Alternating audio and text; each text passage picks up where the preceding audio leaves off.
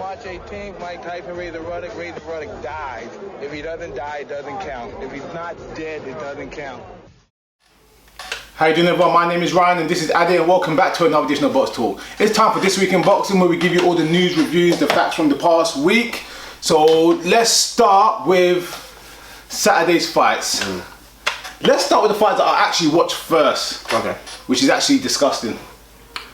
Shane Mosley versus Ricardo Mayorga. Okay. Yeah. Payday? That's what it was, innit? It was a payday, but in life, in life, you have to try and keep some of your dignity. Yeah. No matter what your situation gets, you have to somehow keep some of your dignity. And I think that Team Mosley as a whole, and I mean dad, I mean new wife, new girlfriend, lost a lot of it. I don't know if did you see the weigh-in? I'm not sure if you saw the weigh-in. Yeah, I saw pictures of the weigh-in. I didn't watch the whole weigh-in. Shane Mosley's wife, again, completely staged. EJ Boxing saying it's not staged, it's staged. Went and poured water over Mayorga's head as if to say, how dare you slap my bum, even though she bent over in front of him. And that, again, that was staged. Mayorga said it was staged. Yeah, Mayorga has come out and said, he said it was staged, but I couldn't, obviously he was speaking in Spanish or whatever, so I couldn't sort of translate. But the whole build up for it, look, I said Shane Mosley's been promoting because he needs to, and I gave him a bit of props for that because look, end of the day, man's putting in a man's work, but it's embarrassing at the highest degree. Yeah. The whole fight, okay, the fight that got cancelled, then they got the go ahead from the courts for the Duncan ruling. It was a messy week for Shane Mosley. Yes. It was a messy week. You would have thought that you would have got a fight out of it as some sort of reprisal. Say, oh, it was a stressful week, but it was a farce. Yeah. Mayorga done nothing for the first 2-3 rounds. Yes. And then he continued to, after the third round, he continued to just play, have fun, stick his tongue out, showboat, wiggle his bum, wiggle his shoulders, hit me. It was WWF. Yeah, no, WWE, they call it now. Yeah. It was a joke. It was a joke. It was a circus act. It was. It was all the way to the point where it seemed like WWE, because of the build-up and everything looked fake and staged, like you say, WWE. Yeah, I don't. For a guy that's is a huge Shane Mosley fan, I can't see it. It hurts. I think it hurts him. It hurts his career. It hurts his legacy. That okay, it's only one fight, and this is retiring. He's come back, but I can't even count that as a fight. You know what hurts his legacy more? Yeah. What hurts his legacy more than anything isn't necessarily the fight, because end day, a fight's a fight regardless. What hurts his legacy more is the fake build-up. The no weight thing. I mean, Shane came at 158. Shane came at 158. Or something. Mayorga came at 166. I don't know what weight the fight was supposed to be staged at. The fact that you picked Mayorga only because you hoped he could sell the fight. Mayorga stopped talking, didn't sell the fight, so you then had to start liking women's rights, animal rights. And Mayorga's stoppage, that was not no low bell. Mayorga quit. Yeah, Mayorga was like, Shane, you've only paid me for 5 rounds. Yeah. That's all I'm giving you. Yeah. I'm not giving you no more than 5 rounds. You glanced a body blow. Yeah. And then sat on the floor and said it was a low blow. Yeah. And he could have got up. Yeah. He just didn't have to. I can only imagine the negotiations for this fight between the two, where Shane has literally gone to Mayorga's house and said, look, this is what we need to do. You know, we need to do this, we need to do that, and look, we might make some money out of it. I'm really interested in seeing the pay-per-view buys in it.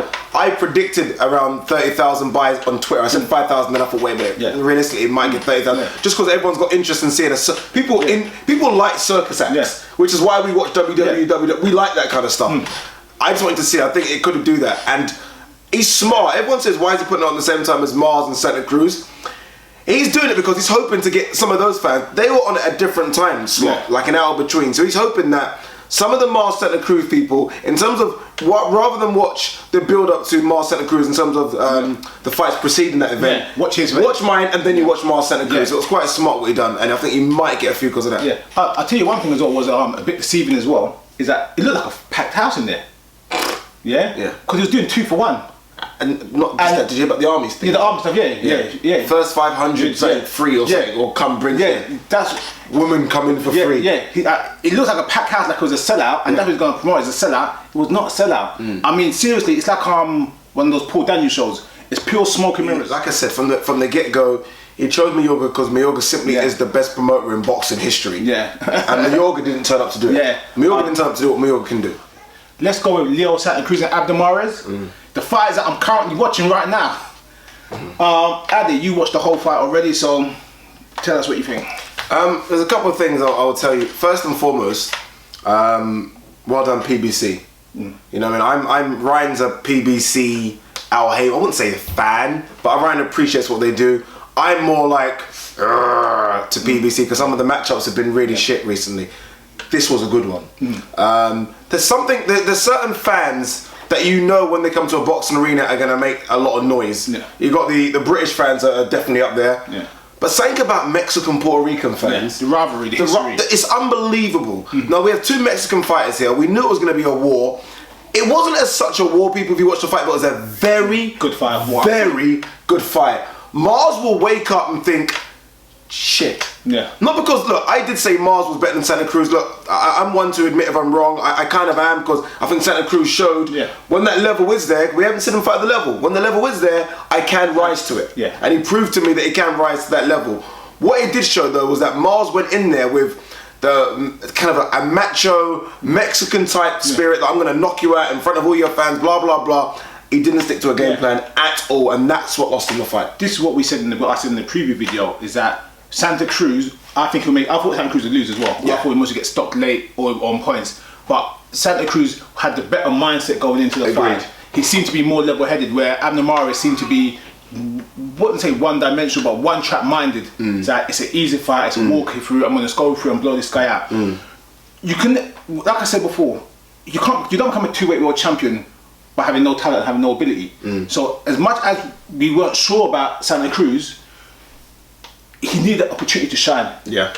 And he got the opportunity, and he proved a lot of people wrong. He's put an egg on a lot of people's faces. This guy is now saying, guess what? If you are saying this guy's this and this guy's that, and I'm not, I just beat him. Agreed. If you are saying that, basically, if you're saying Mars is all this, I should take those titles. Now I'm all that. Do you know what I mean? And I think one thing Mars did say at the preview for the fight, he says something like, when I was a 2-time world champion, I was sparring Santa Cruz, who just turned pro. And it reminded me of the Froch Groves thing, when Froch said he put Groves down in sparring, and all his build-up was about that. That was a long time ago, Mars. That's a different Santa Cruz, and I think he had that in his mindset where I've sparred this guy, I beat him in sparring, it was easy sparring, come on, let me show you what I can do. They always say like a little respect and being a little bit humble goes a long way in life. And I think that's what happened in this fight. Whereas it wasn't that Mares didn't respect or wasn't humble enough, but he just thought it was a little bit too easy than what it really would have been. These guys will definitely fight again. Definitely. I mean, I think in terms of all the shows Al Heyman's put on through PBC, I think this one would have been the biggest received. I mean, the gate was like 13,000 people came to watch it. It would have done ridiculous numbers. Like Mexican versus Mexican, Staples Center. Good thing though is that they're in a division where good fights out there for both of them. Whether it be going back to 122 for Mares or even going up to 130. Mickey Garcia was ringside, Lee Selby was ringside, Scott Quigg was ringside. They said Vasyl Lomachenko. Everyone seemed to be watching this fight. So there's loads of fights for both to make. Those implications are huge. So winner or loser still gets a big fight. Winner goes on. They're going to meet again. It could be next year, could be year after. They'll meet again. Lee Selby said this week that he's going to fight the winner of Mares Santa Cruz within 12 months. Which means it has a UK feel to it as well. There's a lot of, like I said, a lot of implications. A lot of the winner of this fight has a huge step forward. Even though there'll be a rematch, and if Mayorga is to win, there'll be a trilogy. It ties in a lot with the whole division. I honestly, thinking of Selby, Santa Cruz, or Selby, I think Selby beats. I just think Selby is just a bit naughty. Honestly, he's a bit naughty, that kid. I really do think he's a bit naughty. Okay, let's go with the news for the week, let's start with Floyd Mayweather, Andre Berto. Okay. A lot of news this week with Andre Berto, Floyd Mayweather in terms of selling the fight. Mayweather's come out, or LB's come out saying that Mayweather's come out and said we're not concerned. I'm not concerned about the pay-per-view numbers for the Berto fight. Then obviously there was a little back and forth between him and Ronda Rousey. Then LB said Berto is 3-3 in his last 6 fights, just like Pacquiao. What's the difference? Okay, LB. Are they pushing a hard sell? Because for a big Mayweather fight, which is 2 weeks away, I don't feel no buzz. Let's be honest. Do you feel the buzz? Do you go on boxing forums or go anywhere? Do you actually feel buzz through our friends and people we watch boxing with? Do you feel buzz for Mayweather Berto? No, you're right. There is no buzz. Social media king. And you're right, there is absolutely nothing trending or anything exciting about this fight. And I think they knew that, and I think that's why they've tried their hardest installing Badu Jack Groves and put them on the card as well. Badu Jack and Groves, remember, that's supposed to be in August, and they put Badu Jack and Groves on the card just to see if we can get an extra British sell in terms of British money as well. Because right now, nobody is excited about this fight. It will be his lowest pay-per-view. I mean, for a while. Bouldermere, wow. Ade tweets a lot. I do a lot of retweets and a lot of favourites and read all the articles, and I respond to a lot of people on Twitter. But Ade actually sends tweets, so I respond to a lot. Yes. This week I must have responded to close, I don't know, 100 tweets. Not every day, 510, 510, 510. Not one question about Mayweather Berto. You know what it is? As much as there are, I hate that term casual fans, but I seem to say it a lot. As much as there are casual fans and as much as there are hardcore fans and boxing fans, even the casual fans are being educated by social media and free-to-air ESPN, BBC boxing. They're not stupid. You can't trick us into buying something and showing Berto ripped with muscles and saying this guy's going to be the toughest Mayweather. We're not dumb. It's not going to be the toughest Mayweather fight. No one, whether it be casual or hardcore or anything, gives Berto the respect to think this is really going to be a tough fight for Mayweather. We're not that stupid. Do you think there is something in it? Because I was just thinking about this as I do. Do you think there's something in it in the fact that it's his last fight on Showtime, his Showtime contract, and he just doesn't give a shit? No, in the sense that he knows he's getting his standard 40 million. We know that he's getting his standard, and he's thinking, I'm not going to give you a big one. I'm not doing it anymore. I think there's something about that. No, and I think there's a huge one for PBC. For his 50th. Yeah, of course there is. Of course there is. To be an elite athlete, you've got to be a little self-centered. And I'm trying to say, have that one-track mind. I believe that if you don't have that, you can't be great. Because you've got to be a little self. But Mayweather is over one track, where he does not care about what anyone thinks. It's his opinion, and that's all that counts. You know what I mean? So I agree. That's the way it is. Again, because Mayweather must see the forums and the tweets and where people saying, oh, it's got to be Mayweather Golovkin at 154, or it's got to be Mayweather Khan. I genuinely believe that Mayweather doesn't look at them and think, I've got to give the fans this. No, I've got to give the fans this. That's why I said a few weeks ago, when Mayweather done his top 5, I felt it was a strategic top 5 to suit his personality, because he knows already what he wants and what he doesn't want. I saw a video. Look at the buzz for Cotto Canelo, by the way. That's what I'm trying to say. You see my point? Look at the buzz for Cotto Canelo, and that fight is in what, October? November. November, and look, it's just trending everywhere. You get my point, yeah? Again, I saw a video this week of Mayweather hitting the heavy bag with a stack of money under his arm. Who cares about that now? But that's what I'm trying to say, yeah.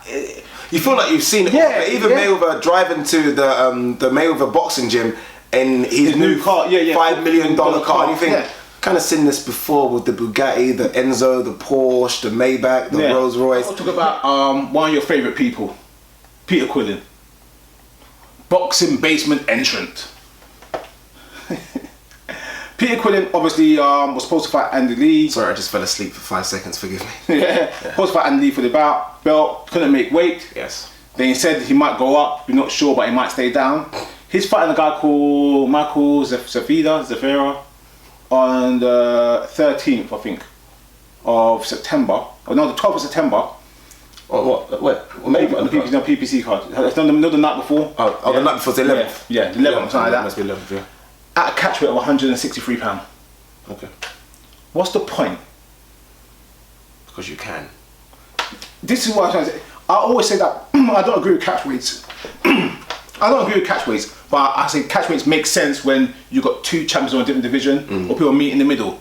If you can't make 160, that's what I said Danny Garcia, and this is why Peter Quillin's in the basement. If you can't make 160, you go 168. 163 does nothing. Yeah. What is this? There seems to be so much of this, oh, I'm going to test the waters kind of thing. Or I don't, 168 might be too heavy. Let me go 163. Yeah, 163. You know what bothers me about Peter Quillin? I'm not going to have a rant. Okay, I might have a little rant here. It's not that I hate catchweights anyway, but that's not what bothers me. What bothers me is I see a guy that has a bit of talent. I don't even think he's got that much anymore after the Anthony performance. I think he had.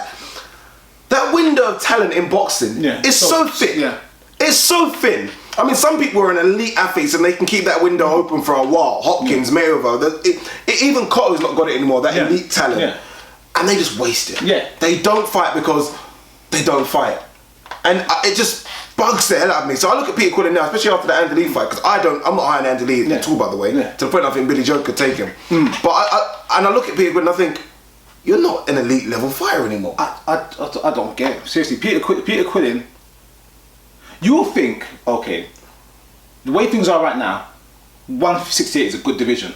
Get in there. You're a decent puncher. You can't make 160 no more, yeah? You said it's killing you, this and that, whatever, you know what I mean? Go 160, 168, that's it.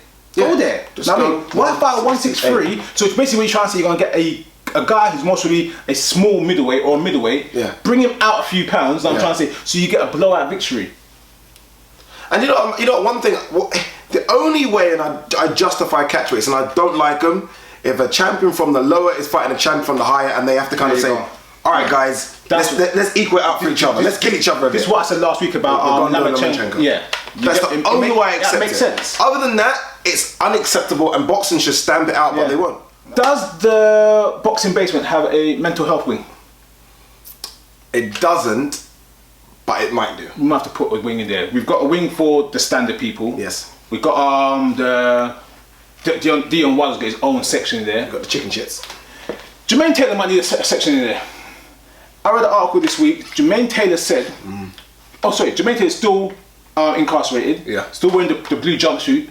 Had a picture of him chained up. Is it blue or yellow? Or orange? Orange jumpsuit. He said Velez said that he's continuing his career once he comes out. Don't you think it's kind of weird? Whereas, okay, he's undergoing a mental evaluation right now. Yes. Now, if someone's not mentally well, or if they've had a medical check and they've been given the all clear, you can't be starting from boxing. But a person that has mental health worries, maybe not mentally ill worries, and you're in a sport like boxing that involves head trauma, it's not a good idea. It's strange with Jermaine Taylor because you don't just have mental health issues, which he obviously does have. Yeah. You also have reported brain bleeds. Yeah. That's fact. Luda Berto says he doesn't want to promote you anymore because of that as well. So you have mental health issues. You try and shoot your cousin or your brother. Yeah. You're in jail at the moment. Yeah. Didn't he shoot a gun in public as well? I think he just has a gun and just shoots when he wants to shoot, to be honest. That's America right now. No joke or pun intended, that's America, fact. Problem is for him, he left as a world champion. Yeah. His belt got taken away from him. So he's looking at thinking, I'm still an elite boxer. I'm a world champion, which he's not. Yes. But he beat Sam Solomon. He got very, very lucky because Sam Solomon broke his knee or had a knee and fell over like 450 times in the round in the fight. And that's why Jermaine Taylor won. Like most boxers at the moment, broke seems to be the theme or the topic of the day. James Toney's fighting because he has no money. We saw Mosley debacle because he has no money. And Jermaine Taylor, remember, lawyers are not free. Oh yeah, of course, no, especially and I guess he's got a decent lawyer that's trying to get him out. Yeah. That guy needs to be paid. Yeah. Unless that guy's on Al Heyman's books, he needs to pay him. Yeah. Didn't think he'd go through the same issues as well. Antonio Tarver and having to pay some sort of legal fees. And Al Heyman kind of helped him out. I think it was gambling fees and Al Heyman helped him out. So he needs to fight, and I'm thinking someone like Jermaine Taylor will get Uncle Al. Good Uncle Al, exactly. Someone like Jermaine Taylor, it's still a name-ish, I guess. Will get 6 figures for fighting. Yeah. Guys, you need to watch a documentary. So one of those ESPN documentaries called Broke. I linked to you before as well, innit? NFL. Yeah. Unbelievable. Great documentary, you guys. You got to watch and hear some of these stories of how sports people get broke. No, and I hate to say it, African American sportsmen get broke. I didn't see any white person in that documentary. No, there was a few. They seem to be able to money manage. There was a story I think they said Tyson had a tiger and he had it roaming around his premises. Someone broke into the house, got bit by the tiger and sued Tyson and won. Yeah. The guy broke into the house and he still won. Remember, these guys used to say something like, and this is probably going off boxing, but I remember they even said on that documentary that they used to get checks and not even have bank accounts. Like these people used to give them checks, they used to go to their normal guy where they used to pawn their stuff and cash his check for me. Yeah. NFL stars. Watch this documentary, guys, called Broke. You have to find it. It's online, it's on YouTube, it's everywhere, but check it out, trust me. Honestly. Let's move forward. Talk of Nicholas Waters versus Gamboa at 130. Serious talks. Good fight. Real good fight. That is a real good fight. Real good fight. Is Gamboa on the juice? He looks like it. Just a straight, He looks like it. He should be fighting at 122. Yeah. His body structure isn't of a man that should be anywhere near 130. Okay, so to you... Anywhere near 8 pounds, I know. Everyone has different genetics. Yeah. And as you get older, it's difficult to maintain certain physiques or whatever. But me and Ade, we don't take no protein shakes. Nope. Don't take nothing at all. I'm not in bad. I think my body looks the way a normal body looks. Yes. You've got a little bit of puppy fat, you've got this, you've got that, but you're in decent shape. Yeah. But you know, that's the way you're supposed to look. Right. When you start getting too ripped with bulk, I start questioning stuff. It's not. And so for me, it's not the bulkness, it's the increased athletic ability with that size. Yeah, I know for a fact, me at 14 stone couldn't outrun me at 13. Yeah. These guys seem to put on muscle and still get faster. Yeah, and keep that athletic ability, and that's what I find concerning. Then again, I don't have a nutritionist, but facts are facts. But but good fight. If that fight goes ahead, how do you see it playing out? Let's be fair. Terence Crawford is hitting pound for pound list right now. I'm about to say that. I don't think Nicholas Waters has the boxing ability of Terence Crawford. Yeah. And Terence Crawford need all that boxing ability. Every ounce of energy to get through that fight. Yeah. Gamboa's a little machine. Yeah, he is a machine. Say what you want to say about him, he's a machine, and Terence Crawford's the only person to beat him. It's a tough fight. Tough fight. I like that matchmaking. Yeah, Nicholas Waters the Axeman versus... Has Gamboa got a nickname? Can't remember. Yeah. Can't remember no more. Midget Monster.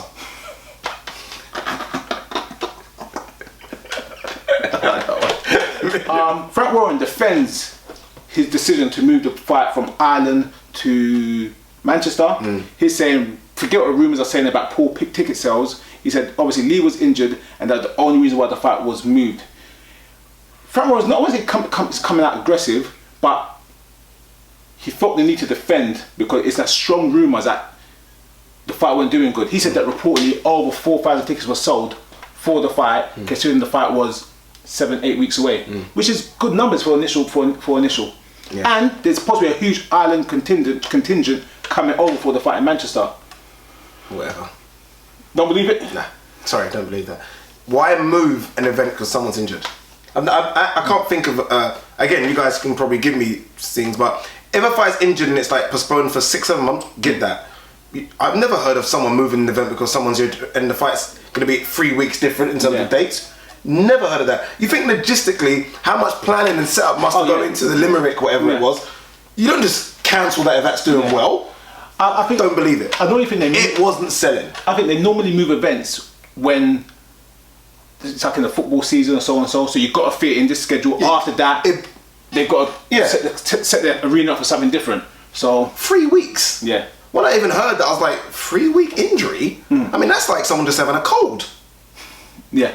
Pretty much. I mean, that's no bodily injury. That's just someone saying, "I've got a bit of hay fever. Yeah. Can we give me a couple more weeks training?" Yeah. Nah, you don't move an event. It wasn't selling. I think they expected it to be a blockbuster, and Andy Lee to literally probably get 10,000 tickets off the bat straight away, like almost like Golovkin Lemieux, where it just went, "Oh my god, tickets are selling like hotcakes." They didn't do that. I mean, what boxing has showed, and I think Al Heyman's doing it really good-ish now, is that not Al Heyman, boxing in general. You put on good fights, people will watch. People will watch. Yeah, that's what it comes down to. Boxing isn't dead like that. People say it's dead. It's not. You got at the Mares Santa Cruz. We saw that numbers are going to be fantastic. Yeah.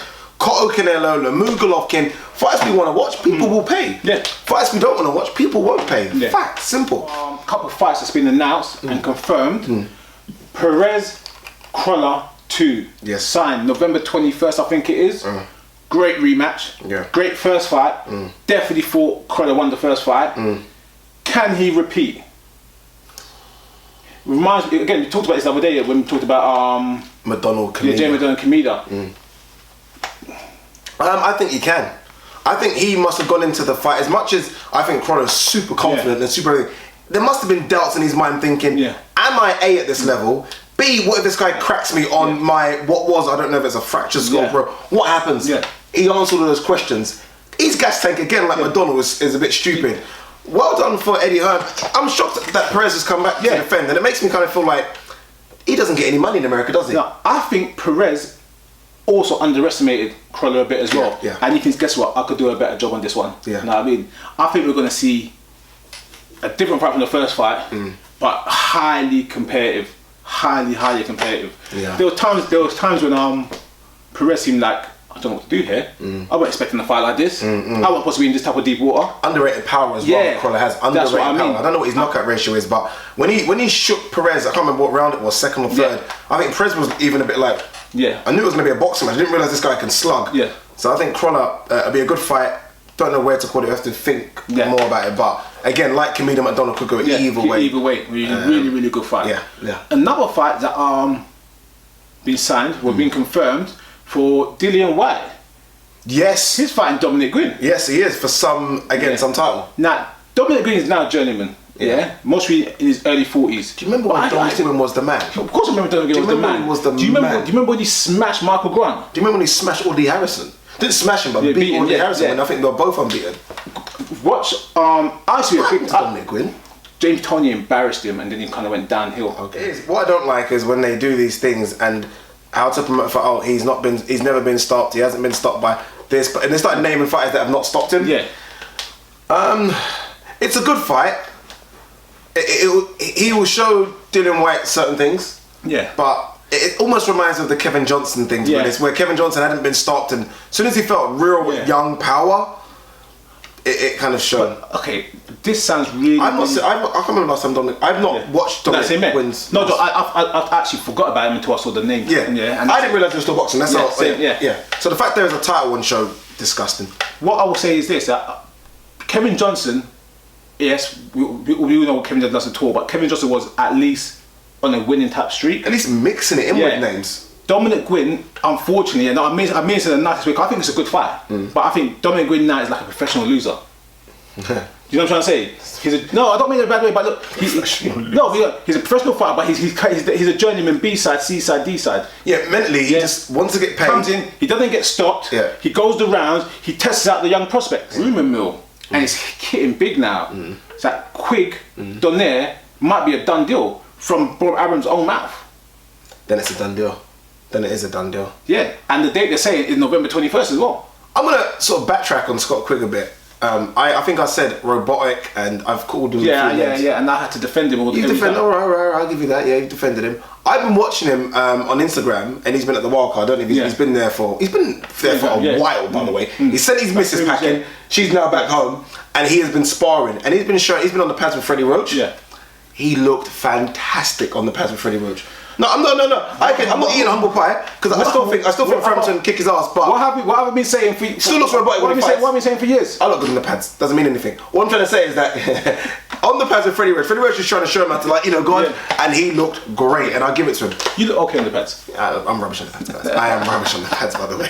Right, help me. I am useless. Tony Bellew. He's been added to the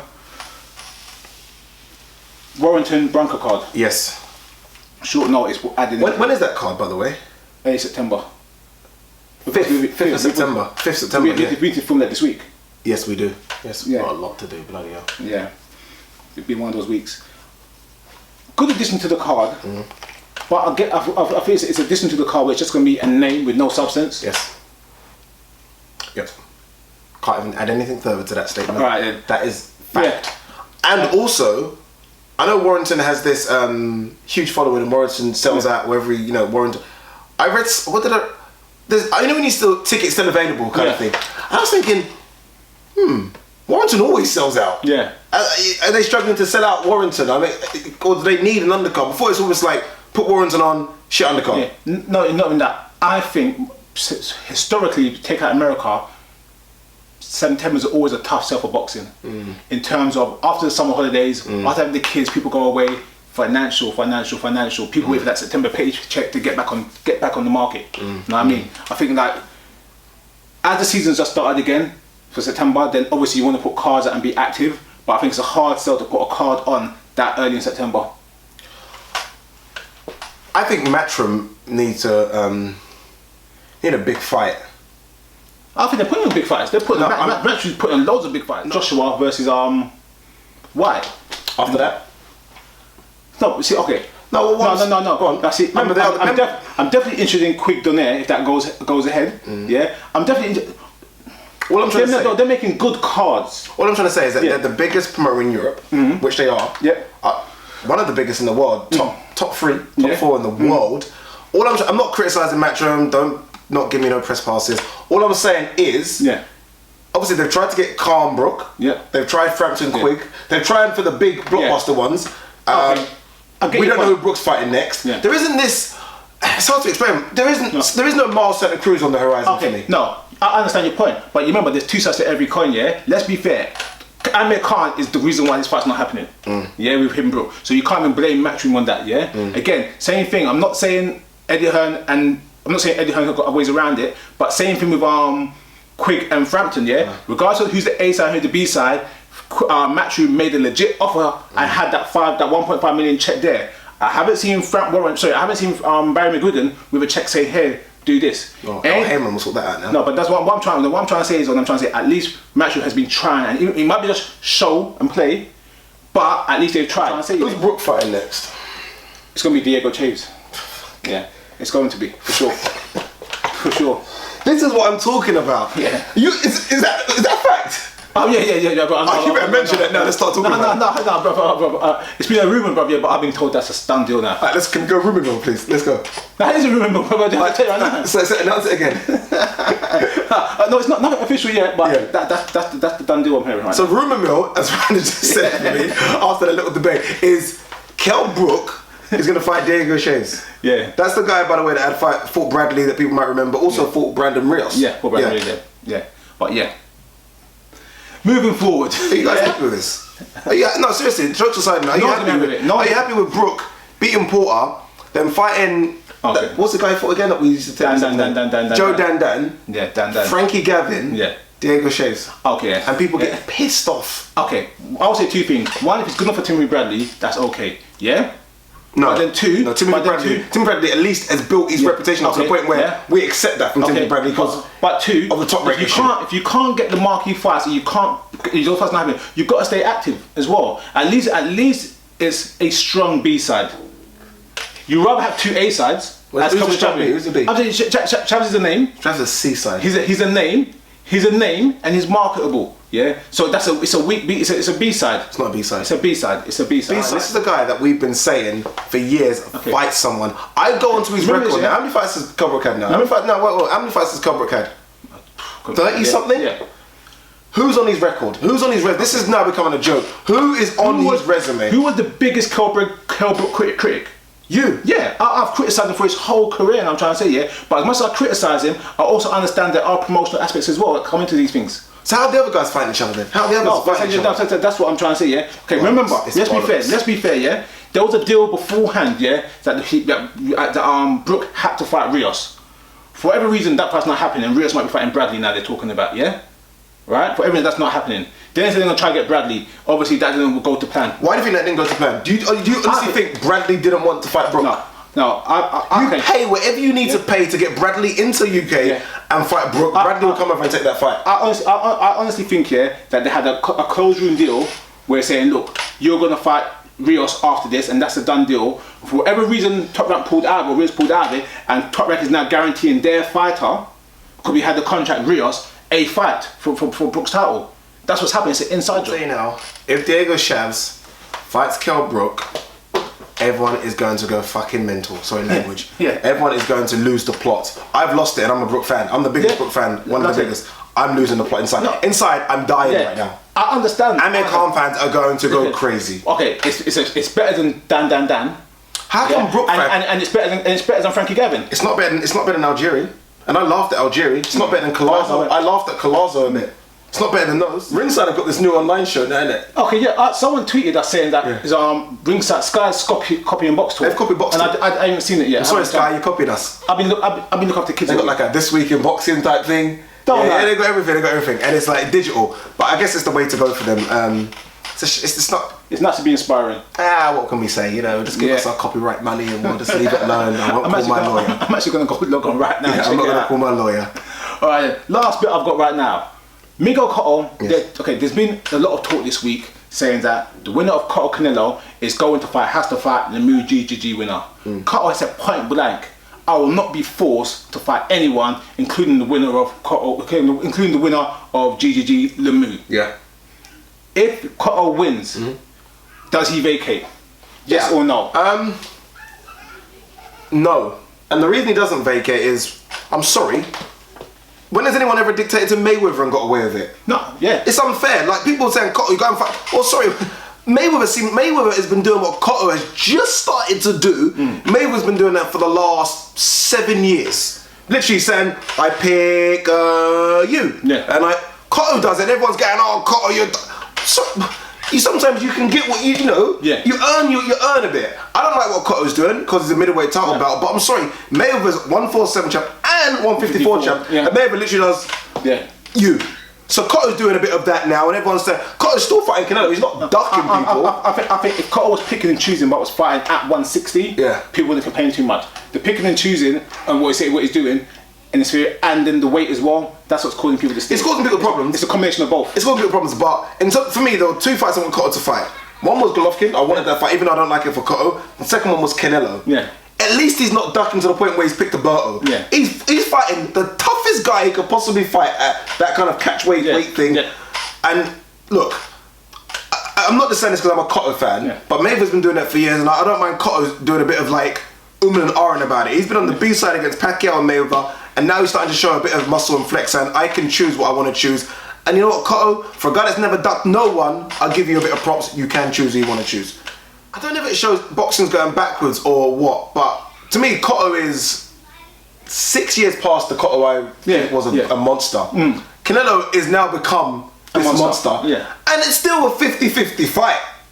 Do you know what I mean? It is a 50-50 fight. What does that mean? I've changed my mind 3 times thinking about who's going to win the fight. And I mean, their face-offs, by the way, are just menacing when they're face-to-face. I'll tell you what, the one thing I say about the face-offs though, even though Cotto's wearing a suit, Cotto didn't look a much smaller person. No, he didn't, did he? No, he didn't. Yeah. Like, I know he played. Okay, we know he's a smaller man naturally, and we know that he said it a lot. Do I look like a middleweight? Yeah. So he knows that, but he didn't really look too small against a big junior middleweight. This fight is just as you're talking, the excitement in my belly for this fight is unbelievable. You don't get it from any other. Puerto Rico, Mexico. What do you think pay-per-view buys?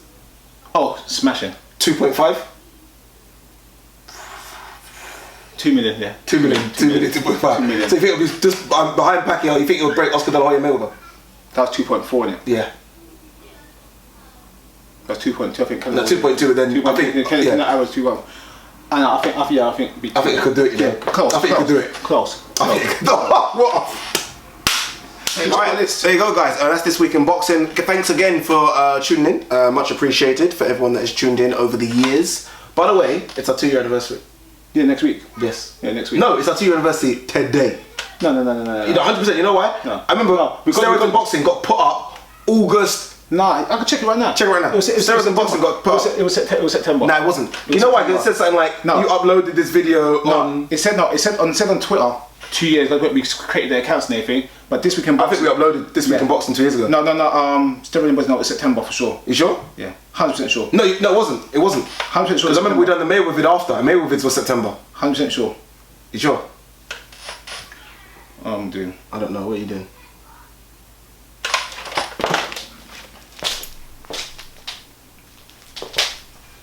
We are still recording. Uploaded 5th of September. Yeah. This week in boxing next week is the 2-year edition. 2-year edition. We've got to make it a good one. Yeah. We've got to make it good. You might have to try and do that phone-in thing you want to do for it. Yeah. So we can set something up. Yeah. I'll sort it out. Yeah. All right, guys. Thanks for tuning in. Remember, Instagram, subscribe, tweet, share, and like our videos, please. Dislike them if you want as well. We don't really care. We do care about. No. I'm like fair opinion. If you don't like it, just say why you don't like it. Yeah. Don't just do that to the things. Leave a comment. Be brave. To be fair, though, we can hardly get no thumbs down. Yeah, we don't get no thumbs down at all. We shouldn't, because we don't fence it. No, we just say it as is. Yeah. I don't think many boxing channels do this. Yeah. Just saying. Alright, guys, thanks for the support, and we'll catch you midweek with some new videos. We will. The 90s fighters. Top 5 of the 90s. Yes, and I have actually done Grove's Badu Jack. I've got to put it up, so I'll probably put it up after this one. Yes, and cheers.